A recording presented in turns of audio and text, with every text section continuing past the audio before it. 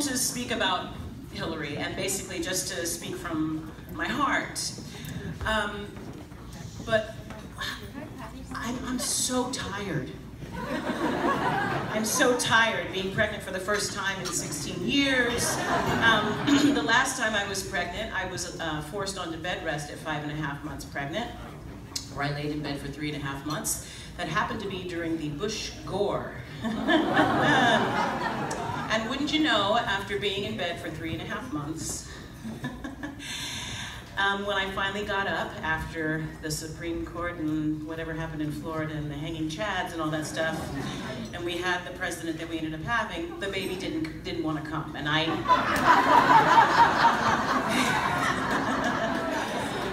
think maybe she knew something. So for those of us in the room, there's a lot of us in the room, I'm sure, who have been pregnant before, you end up being an insomniac. You can't sleep, not only because of the physical changes, but obviously there's a huge emotional change going on in your life and about to occur in your life. And I'm an insomniac right now. I'm really, really, really, really worried. And I'm worried about my children. And I could speak of all of Hillary's accomplishments. You know, she's certainly been circling and marching and championing me and those like me for most of my life, whether I realized it or not. I first met her when she was a first lady. She's come to see many shows that I've been in on Broadway once she became a senator. I remember when I was doing Raisin in the Sun, I actually asked P. Diddy, who was playing Walter Lee.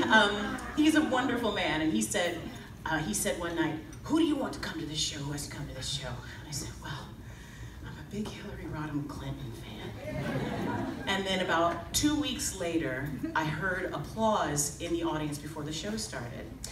And P. Diddy and I were backstage in the bed that we're supposed to be on, like 3 seconds before the curtain rise. I said, "God, why are they applauding?" And he said, "Oh, because Hillary's here." And I said, "What?" And I said, "Why?" He said, "Well, you said you wanted her to come." Thank you. So she's been a rock star for me as long as I could remember. She happens, you know, she's been our first lady. She's been our senator, for all of us here in New York, our Secretary of State. She knows every single lyric to every single verse of My Country 'Tis of Thee. I know this because I did an event with her where I had to sing My Country 'Tis of Thee as we were unveiling the Eleanor Roosevelt statue over on 72nd and Riverside.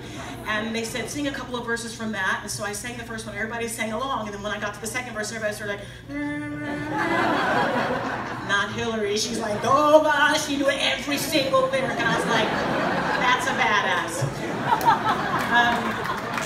That's a patriot.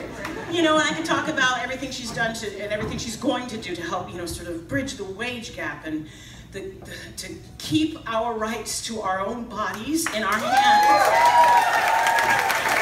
To advocate for children, make sure that minimum wage is raised, equality for all, for a comprehensive common sense gun control, her willingness to say, understand, and support the Black Lives Matter movement.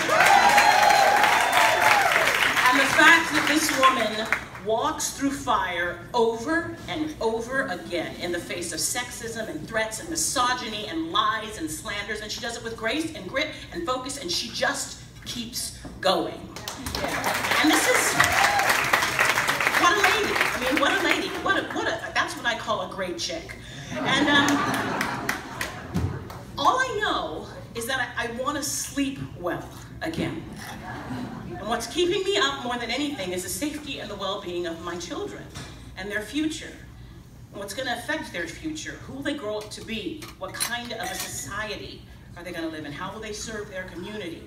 What opportunities are they going to have? How will they be kept safe? What kind of prosperity? What kind of citizens of this country? What kind of role models they are going to have in the world that will shape who they become?